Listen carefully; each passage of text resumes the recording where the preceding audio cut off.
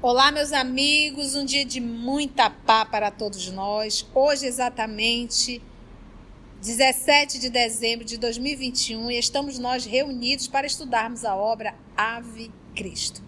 Nós vamos envolver a nossa querida amiga Lígia, que irá fazer a nossa prece de gratidão. Logo depois, a nossa irmã Aramita irá fazer a recapitulação do nosso último estudo.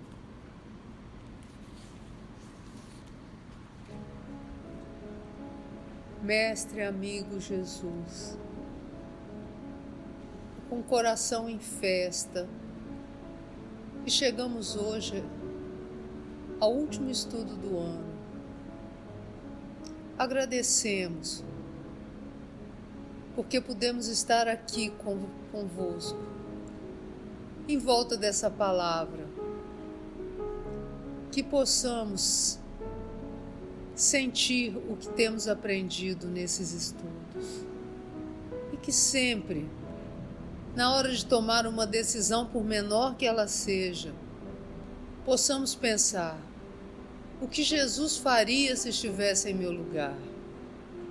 E assim, viver o Evangelho, levar o Evangelho para todas as pessoas que estejam à nossa volta e poder, apesar das nossas imperfeições, apesar dessa camada de poeira que seria sobre esse espelho da nossa alma, poder refletir um pouco da sua luz. Graça te damos, Senhor, hoje e sempre. Que assim seja.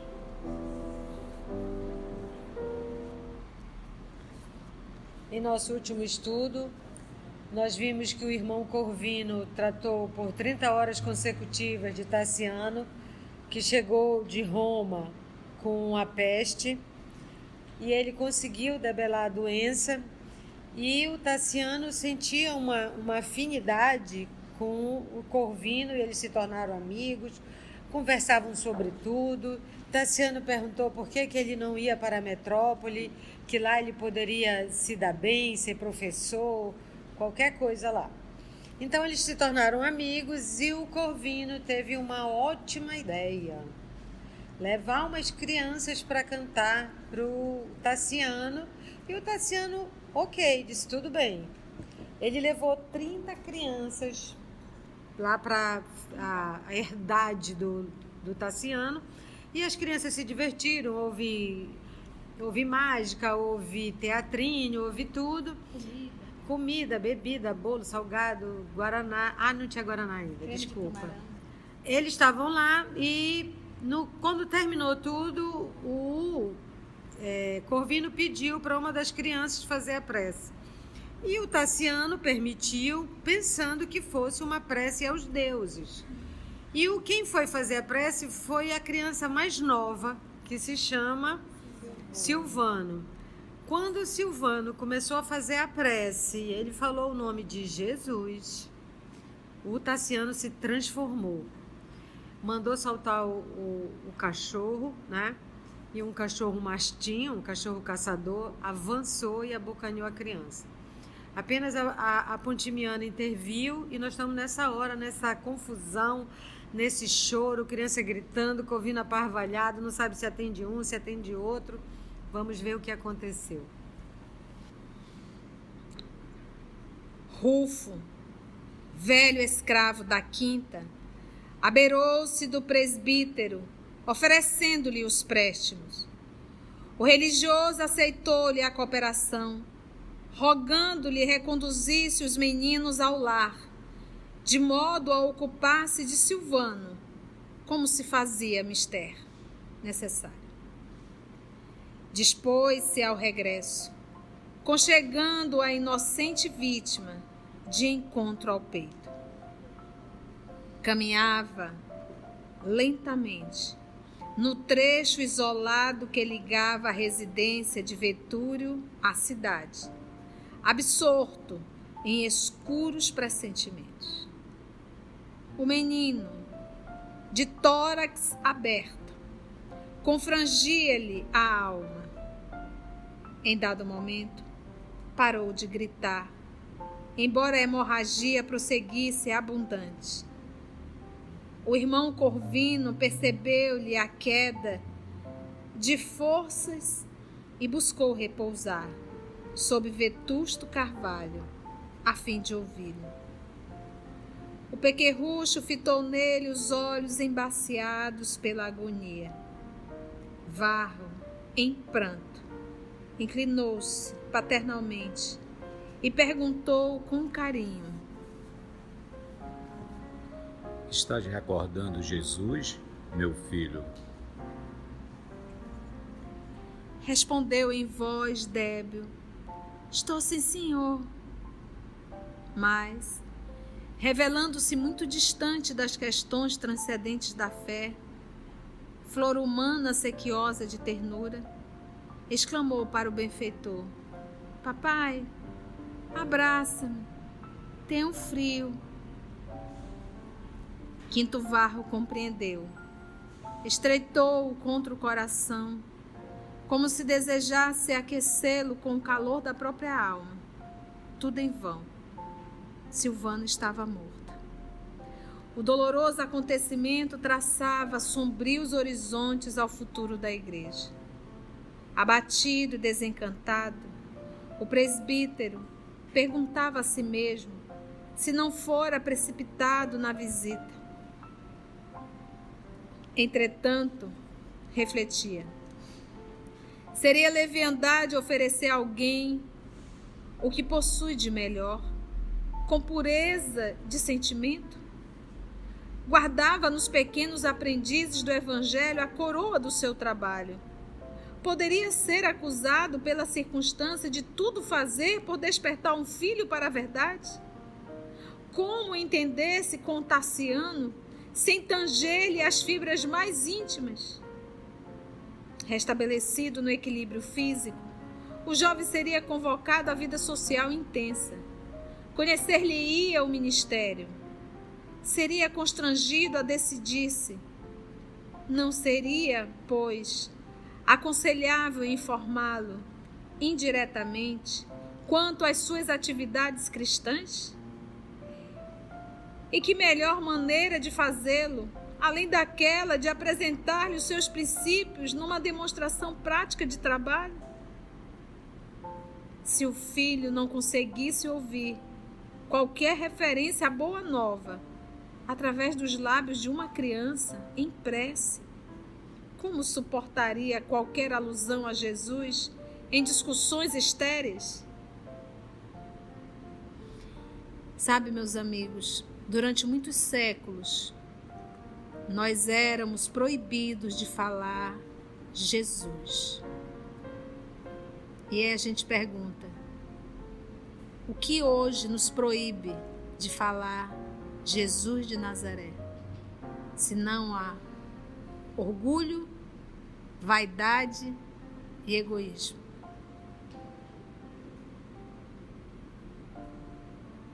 Nós temos vergonha de falar o nome de Jesus em público.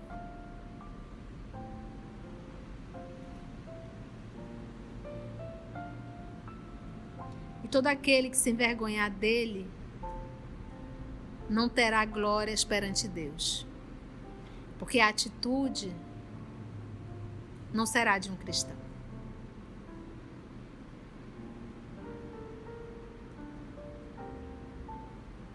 Se o filho não conseguisse ouvir qualquer referência à boa nova através dos lábios de uma criança em prece, como suportaria qualquer alusão, qualquer referência a Jesus em discussões estéreis? Não podia ele, Varro, hesitar entre qualquer sentimento pessoal e o Evangelho. Seus deveres para com a humanidade superavam-lhe as ligações consanguíneas. Embora reconhecesse semelhante verdade, entendia lícito operar, de algum modo, em favor do filho querido. Tassiano, porém, mostrara-se impermeável e rígido. Parecia muito distante de qualquer acesso à própria justiça. Aí você vai dizer, mas tia, é porque ele acredita que foram os cristãos que mataram o pai dele. Não é só por isso, é também isso. A ira dele não é só de uma encarnação. Essa ira dele contra os cristãos, ele já carrega há séculos. Só aflorou. Porque quando algo toma uma proporção muito grande dentro de ti, aquilo já é a soma do que já tinha lá dentro. Parecia muito distante de qualquer acesso à própria justiça. Petrificara-se-lhe a mente no orgulho racial e na falsa cultura. Pela explosão de cólera a que se atirara, ao ouvir a simples enunciação do nome do Cristo, denunciar o antagonismo talvez irremediável que os separava. Profundamente consternado, entregou-se ao refúgio da oração. Na comunidade evangélica, ninguém comentou desfavoravelmente os tristes sucessos que redundaram na morte da criança. O irmão Corvino era demasiadamente respeitado para provocar qualquer crítica desairosa, ou seja, inconveniente à sua conduta. Tamanho respeito na igreja, lembrando igreja, congregação, tá? Não templo. Ninguém teve coragem de fazer qualquer comentário, porque respeitavam o senhor Corvino. Ao ponto de foi um acidente e não algo de um ato irresponsável. O desejo dele de ajudar o filho é muito grande. O propósito dessa reencarnação foi o filho, apesar de todos os avisos que ainda não seria a hora. E ele acreditando que uma criança falando de Jesus iria tocar o coração daquele filho. Porque, em verdade, ele, o senhor Corvino, ama as crianças. Porque o coração amoroso é tamanho, é aquilo. Ele jamais passou pela cabeça dele que Tassiano teria coragem de fazer isso. Ele idealizou na sua cabeça de pai. E ele tinha uma amizade muito grande com Tassiano. Ele conquistou essa amizade. Tassiano tinha um respeito muito grande. Foi ele que cuidou de Tassiano quando com a peste. Então a amizade estava tão estreita que ele tinha certeza. Aí ele disse, ao invés de eu falar, eu vou levar uma criança. Mas isso não passou na cabeça. Tanto é que ele está nesse processo de dor muito grande agora. E olha o que ele diz. Entre o trabalho que a realizar e esse amor consanguíneo, ele não pode relaxar em relação ao trabalho. É como se nesse momento ele foi necessário ele chegar aos extremos da dor para ele entender que Tassiano não quer. Não é a hora. A gente tem que aprender a respeitar o livre-arbítrio de cada um. Por mais que a gente saiba onde vai dar isso, a gente tem que esperar as coisas acontecerem e o outro sofrer as consequências das suas atitudes. Nos ajuntamentos da cidade, contudo, o assunto crescia esfervilhante, ou seja, fervilhava mesmo. As correntes de opinião nascidas em casa de Vetúrio distendiam-se agora por todos os lugares. Para a maioria dos espectadores, Tassiano era apresentado na condição de um herói, empunhando o gládio vingador das divindades olímpicas. Mas para o grupo simpatizante do cristianismo, surgia como símbolo terrível de novas perseguições. Porque se ele teve coragem de soltar um cachorro caçador sobre as crianças, já entendeu a perversidade desse cidadão. Os cristãos comumente eram acusados de encantamentos vergonhosos. Por que encantamentos? Porque as pessoas buscavam aquele cristianismo e se tornavam cristãos. Então diziam, olha, fulano foi encantado. Como o nosso Paulo de Tarso, o que ele dizia? Que ele foi pego de feitiçaria. Foi uma feitiçaria. E outros diziam que ele tinha enlouquecido. De encantamentos vergonhosos e detestáveis e de práticas de bruxaria, das quais o infanticídio fazia parte. Matavam crianças. Olha o que o povo falava. E aí a gente fica triste quando as pessoas dizem que nós espíritas somos bruxos, seja lá o que for. Uai, se chamaram de Jesus de Beelzebu, você está com raiva de quê? Você espera o quê da terceira revelação? É sempre assim. Quando o trabalho é grande, ele é muito perseguido. Enfia isso na cabeça. Quando o trabalho é grande a nível moral, o trabalho se torna muito perseguido. E, por isso, não faltou quem visse na morte de Silvano alguma coisa relacionada com feitiçaria e operações mágicas. Quadros terríveis foram pintados pela imaginação do populacho exaltado, e a viúva Mércia, mãe do menino morto, foi convocada à acusação. Nessa atmosfera asfixiante, o filho de Cíntia começou a receber a visita de romanos destacados, que lhe felicitavam o espírito reacionário e vigilante. Reacionário, gente, aquele que defende princípios, como ele diz aqui, ultraconservadores. Então, admiraram nesse lado conservador dele, romano. Revigorado por semelhantes aplausos, sentia-se o rapaz habilitado para a atuação de maior vulto. O próprio questor Quirino Eustácio, velho patrício aposentado das lides políticas, mais influente junto à propretura da Gália Lugdunense, veio ter com ele para saudações em estilo pomposo.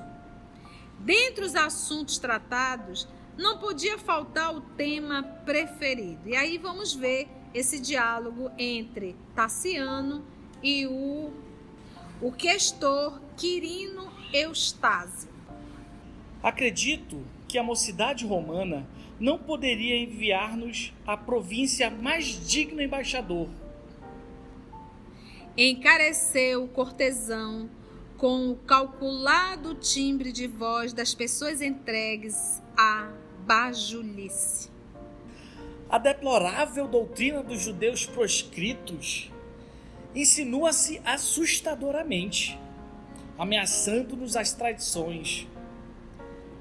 Esta cidade vive cheia de anacoretas, que são monges cristãos, da Ásia, de profetas vagabundos, de pregadores e fantasmas. Domiciliado aqui, desde os bons tempos de nosso magnânimo imperador Sétimo Severo, que os deuses conservam em sua glória divina, posso afirmar a minha convicção de que o movimento não passa de loucura coletiva, capaz de arrastar-nos à perdição. Imperador Sétimo Severo nasceu em 145 d.C. e desencarnou em 211 d.C., tá? Observou o jovem satisfeito. Sim, sem dúvida. Compete-nos recuperar o culto da pátria. A nosso ver, grande conjugação de energias se fazem indispensável, a fim de extinguirmos a quadrilha maléfica. Não compreendo em que poderia repousar a grandeza de uma doutrina, cujos prosélitos se mostram honrados com o cutelo na cerviz. Em Roma, tive conhecimentos de muitos processos alusivos às repressões e espantei-me com o teor das respostas dessa gente infeliz. Repudiam os deuses com uma desfaçatez de assombrar. Creio que as autoridades deveriam promover um expurgo social em grande estilo. É muito interessante esse parágrafo, porque ele vai nos mostrando aqui a condição, a forma que cada cristão se conduzia naquela época. O questor Quirino, ele disse o quê? Acredito que a mocidade romana não poderia enviar naquela puxação, mas ele falou: a deplorável doutrina dos judeus proscritos insinua-se assustadoramente, ameaçando nas tradições, porque estava cada vez mais crescendo. Que ano nós estamos aqui? 350 já vai vir quem? O imperador que vai dizer, Constantino, que vai trazer o cristianismo como religião. Porque está tomando uma proporção muito grande o cristianismo. E olha que interessante. Esta cidade vive cheia de monges cristãos da Ásia, de profetas vagabundos, de pregadores e fantasmas. Está lotado de cristãos. Domiciliado aqui desde os bons tempos do nosso magnânimo imperador Sétimo Severo, que os deuses conservem sua glória divina, posso afirmar minha convicção de que o movimento não passa de loucura coletiva capaz de arrastar-nos à perdição. Ele chama de uma loucura coletiva. Então você vê que existia um número muito grande de cristãos. Aí o Tassiano agora vai falar na condição em Roma, de onde ele veio. O que ele diz lá? Observou o jovem satisfeito. A nosso ver, grande conjugação de energia se faz indispensável, a fim de extinguirmos a quadrilha maléfica. Não compreendo em que poderia repousar a grandeza de uma doutrina. Agora, a hora que ele vai, eu não consigo compreender uma doutrina que faz o quê? Cujos prosélitos, né, ou seja, os seguidores, se mostram honrados com o cutelo, ou seja, a faca no pescoço, no processo de decapitação. Ele diz, eu não consigo compreender que eles se sentem honrados, porque depois do Cristo Jesus se entregar à cruz do martírio, para eles e ao sacrifício era uma honra. Por isso que os cristãos entravam na arena fazendo o quê? Cantando. Ele diz, eu não consigo compreender isso. Então os cristãos, eles entregavam a vida como testemunho de fé e fidelidade a Jesus. A vida.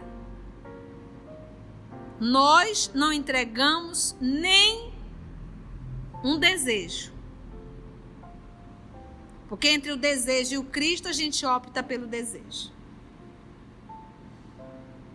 Eles entregavam a vida. E ele conta aqui que ele não consegue compreender, porque eles faziam isso e eles se sentiam o quê? Honrados.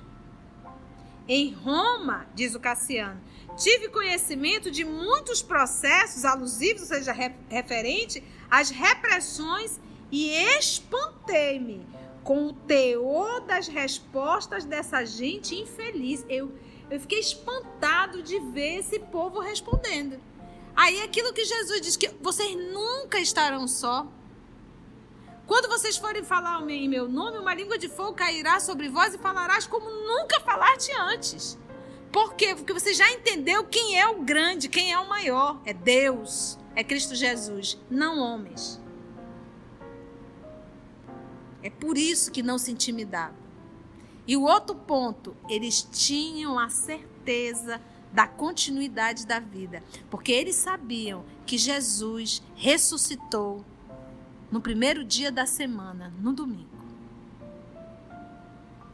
E eles sabiam que Jesus interagiu várias vezes com os discípulos. A paz esteja convosco. Espantei-me com o teor das respostas dessa gente infeliz, que é como ele vê, que são infelizes, né? Infeliz é ele. O verdadeiro cristão, ele vive num mundo de alegria íntima. Independente de tudo que venha acontecer, ele tem uma alegria íntima, porque ele carrega o Cristo Jesus dentro dele, é a fé, a certeza e a paz de consciência. Porque o que mais nos atormenta é a dor na própria consciência. Eles não carregavam isso. O Tassiano é um infeliz. Ele é um infeliz. Com o ódio que ele carrega.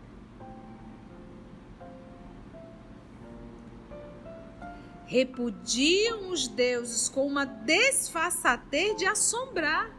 Enquanto Tassiano idolatrava os deuses de pedra, para o cristão aquilo não era nada. Ele chama de desfaçatez de assombrar.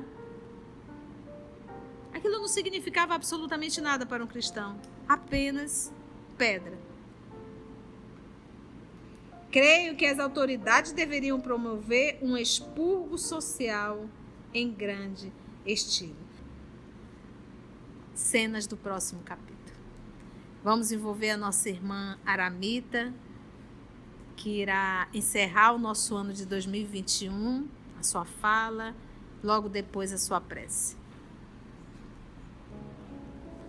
Ai, não pode chorar, não quero não. Pode chorar sim, chora. Não, é com gratidão, né? Esse ano de 2021 foi um ano de desafios para todo mundo, no mundo inteiro, inclusive até aqui no Ave Cristo, foi bem na hora, também está com a pandemia lá. As lições nos são dadas, e isso me fica de lembrança, e eu desejo para vocês também, que a gente pegue as lições desses livros que a gente estudou e coloque no dia a dia. E faça como fez Corvino, que diz aqui, ele estava consternado, né? Quando uma pessoa está consternada, ela está com uma tristeza profunda e imensa e com muita dor. O que ele fez? Se refugiou na oração. Nós que somos cristãos e que somos espíritas, nos esquecemos muito da oração. E os espíritos sempre nos dizem, né? Te refugia na oração, a prece deve ser a tua primeira opção em qualquer situação. E quantas vezes só nos chega como a última, no desespero. Teve gente que perdeu famílias, né? Familiares, muitas famílias inteiras foram levadas na pandemia. Mas que a gente se lembre, né, que a vida não é só aqui, é um contínuo, aqui é só um aprendizado, uma prova. Como diz minha irmã Carla, é um planeta de provas e expiações, não de prazeres e diversões. Que a gente se lembre disso.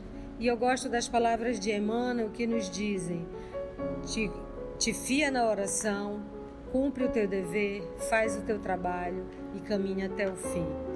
Com isso eu encerro e desejo a todos vocês o que eu sempre penso, porque eu sempre acho, Jesus está sempre conosco, que a gente não se esqueça e não o abandone, porque ele não nos abandona. E nós da família OS desejamos a todos vocês Feliz Natal! Muito bom.